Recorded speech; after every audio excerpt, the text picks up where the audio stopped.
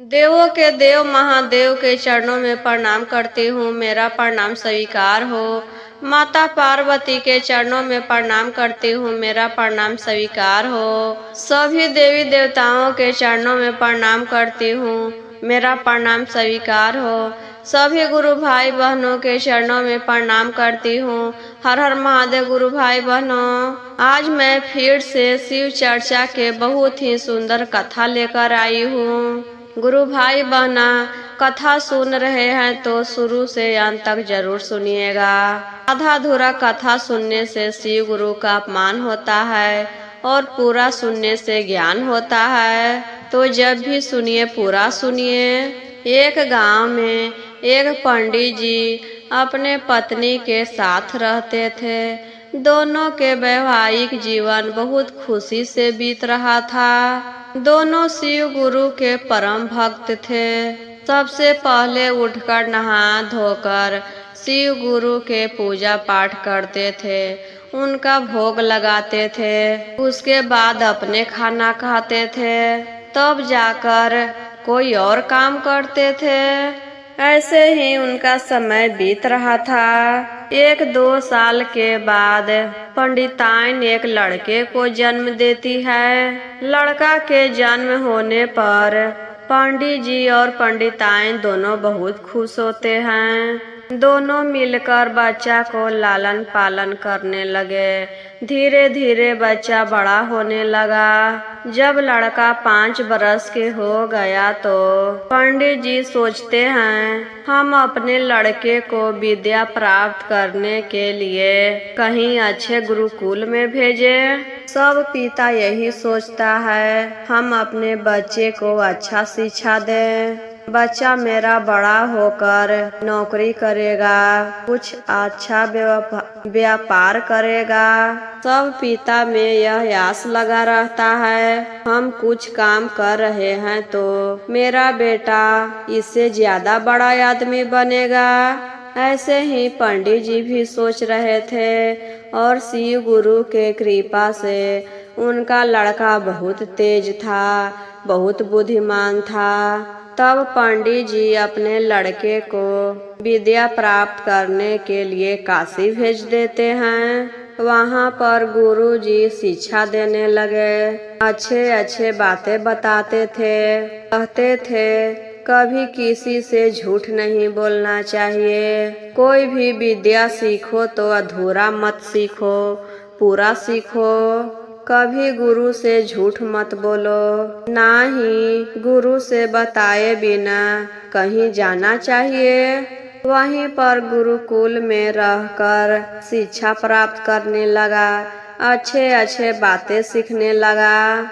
उसका शिक्षा पूरा नहीं हुआ था, जैसे ही अपने गुरु से बताए बिना घूमने निकल गया। घूमते घूमते एक कुटिया दिखाई दिया। वही कुटिया में जाता है तो देखता है एक अघोरी बाबा तपस्या कर रहे हैं। वहाँ पर बैठ जाता है। जब अघोरी बाबा का तपस्या खत्म होता है तो देखते हैं कि मेरे सामने एक लड़का बैठा हुआ है। कहते हैं तुम कौन हो बच्चा, मेरे पास क्यों आए हो? लड़का बोलता है हम यहाँ पर काशी में विद्या सीखने आए हैं। अघोरी बाबा बोलते हैं तो तूने विद्या सीख लिया? तुम क्या विद्या सीखे हो? वह विद्या हमको भी सिखा दो। लड़का बोलता है हम ऐसा विद्या सीखे हैं जो कोई भी तांबा के समान हो उसे हम सोना में बदल देते हैं। अघोरी बाबा बोलते हैं कि ठीक है बच्चा, यह विद्या तुम हमको सिखा दो, उसके बाद हम अपना विद्या तुमको सिखा देंगे। लड़का बोलता है ठीक है, हम आपको विद्या सिखा देते हैं और अपना विद्या आप हमें सिखा दीजिएगा। तब लड़का अपना विद्या घोरी बाबा को सिखा देता है, जो किसी भी तांबा के वस्तु को सोना बनाया जाता है। अब लड़का कहता है बाबा तब आप अपना विद्या हमें सिखाइए। तब अघोरी बाबा कहते हैं, बच्चा, मेरा विद्या बहुत कठिन है और सरल भी है। यह विद्या सिखाने के लिए एक मुर्दा के जरूरत पड़ता है। जिस दिन मुर्दा मिलेगा उसी दिन हम अपना विद्या तुमको सिखाएंगे। उस दिन से लड़का वहीं पर रहने लगा। एक दिन का होता है, एक दिन उसी गांव में एक आदमी मर जाता है। सब लोग दाह संस्कार करने के लिए शमशान घाट ले आते हैं। अघोरी बाबा कहते हैं, बच्चा, आज विद्या सीखने का समय आ गया। आज तुम मेरा विद्या सीख लेगा। अघोरी बाबा आसन लगाकर बैठ जाते हैं और विद्या सिखाने लगते हैं। एक मांस के टुकड़ा में 3 भाग कर देते हैं। पहला टुकड़ा बीगते हैं तो मुर्दा उठकर खड़ा हो जाता है। जब दूसरा टुकड़ा बीगते हैं मांस का तो जो अपने जीवन में वह कमाया था सोना चांदी सब दे देता है। और जब तीसरा टुकड़ा बीगते हैं तो फिर से वह चिता में समा जाता है। तब सारा धन दौलत अघोरी बाबा ले लेते हैं और कहते हैं, बच्चा, तुम मेरा विद्या सीख लिया। लड़का कहता है, हाँ बाबा, हम आपका विद्या सीख लिए। अब तो उसको घमंड हो गया कि हम तो 2 विद्या सीखे हैं। एक तांबा से सोना बना देते हैं और दूसरा मरा हुआ लाश से उसके जीवन में सारा कमाया हुआ धन दौलत हमें मिल जाएगा।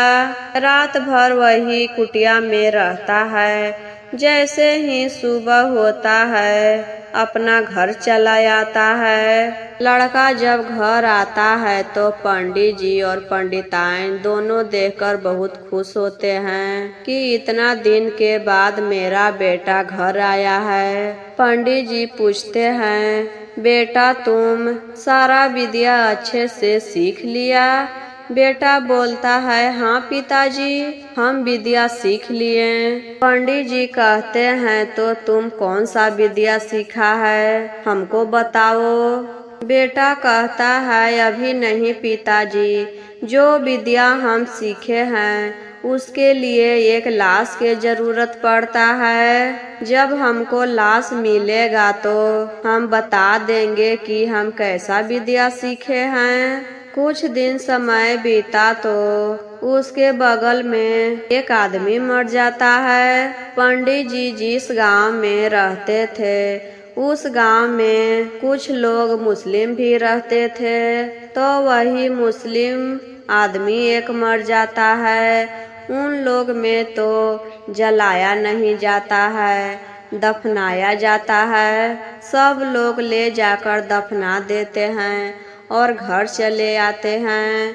तब लड़का कहता है, पिताजी, आज हम जो विद्या सीखे हैं वह विद्या हम आपको दिखाएंगे कि हम कैसा विद्या सीखे हैं। तब लड़का कब्रिस्तान में जाकर लाश को बाहर निकालता है और आसन लगाकर बैठ जाता है। मांस का 3 टुकड़ा लिया और 1 टुकड़ा बीगा। तब लाश उठकर खड़ा हो जाता है। जब दूसरा टुकड़ा बीगा तो वह अपने जीवन में जो भी अच्छे कर्म किया था, धन दौलत सोना चांदी कमाया था, वह सब दे देता है। इतना सारा धन दौलत देता है कि यह सब देखकर लड़का तीसरा मंत्र भूल जाता है कि तीसरा मंत्र क्या था, तीसरा टुकड़ा बिगकर क्या कहना चाहिए, यह तो मंत्र भूल ही गया था। अब सारा धन दौलत लेकर घर आता है और पीछे पीछे मरा हुआ लाश भी आता है। घर आकर झट से दरवाजा बंद कर देता है और अपने पिताजी से कहता है, पिताजी, यही विद्या हम सीखे थे। हम अपने विद्या से इतना सारा धन दौलत लेकर आए हैं। माता पिता दोनों देखकर बहुत खुश हो जाते हैं। चलो मेरा बेटा बहुत बुद्धिमान है, एक ही दिन में इतना सारा धन दौलत लेकर आया। जब कुछ काम से पंडित जी दरवाजा खोलते हैं तो देखते हैं जो उसके गांव के आदमी मरा था वह तो भूत बनकर सामने खड़ा है। तब अपने बेटा से पूछता है, बेटा यह सब क्या है? बेटा कहता है, पिताजी हम अपने विद्या से इसे जिंदा किए हैं, लेकिन तीसरा मंत्र तो हम भूल ही गए कि तीसरा मंत्र क्या था। इसी चलते यह मेरे पीछे पीछे आ गया। अब हम क्या करें?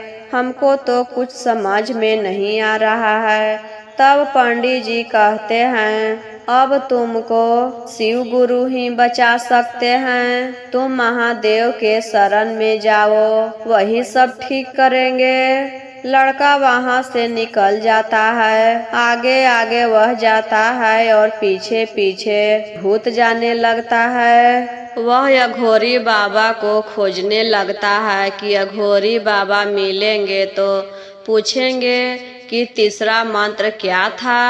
खोजते खोजते अघोरी बाबा नहीं मिलते हैं। एक जगह जाने पर पता चलता है, एक आदमी कहता है, तुमने देर कर दिया बेटा आने में। अघोरी बाबा के मरे हुए 3 दिन हो गया है। देखो उनका प्रतिमा भी बनाया हुआ है।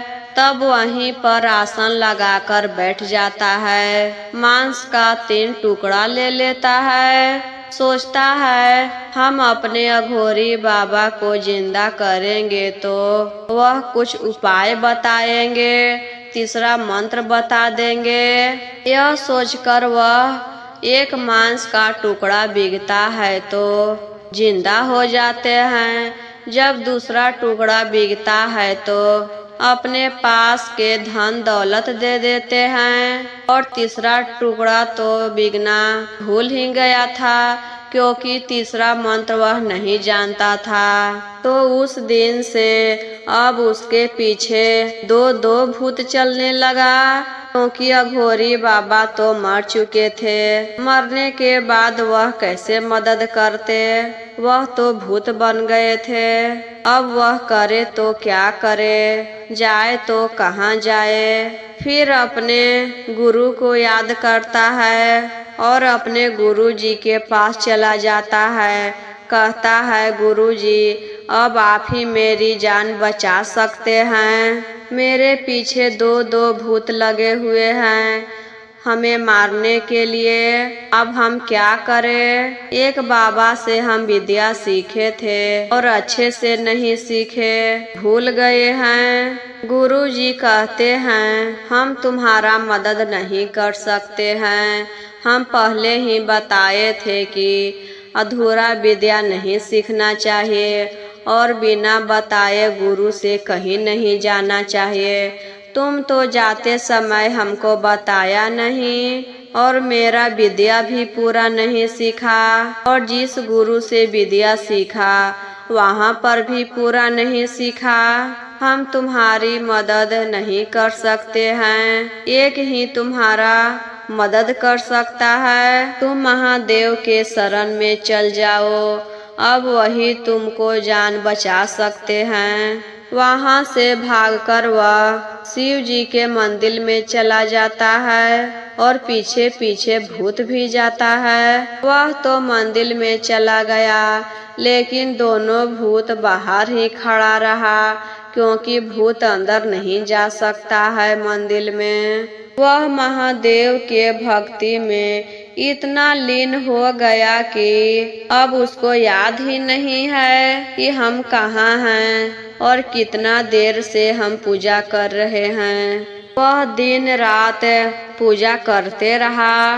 बहुत देर के बाद बाहर आकर देखता है तो वहाँ से दोनों भूत गायब हो जाते हैं, और उस दिन से वह भी महादेव के भक्त बन जाता है। फिर अपने गुरुकुल जाता है और अच्छे से विद्या सीखता है। पूरा विद्या सीखने के बाद गुरु जी से आशीर्वाद लेता है, आने के लिए आज्ञा लेता है और अपने घर आता है। अपने पिताजी से आकर कहता है, पिताजी इस बार पूरा विद्या सीख कर आए हैं, हम सब विद्या सीख लिए।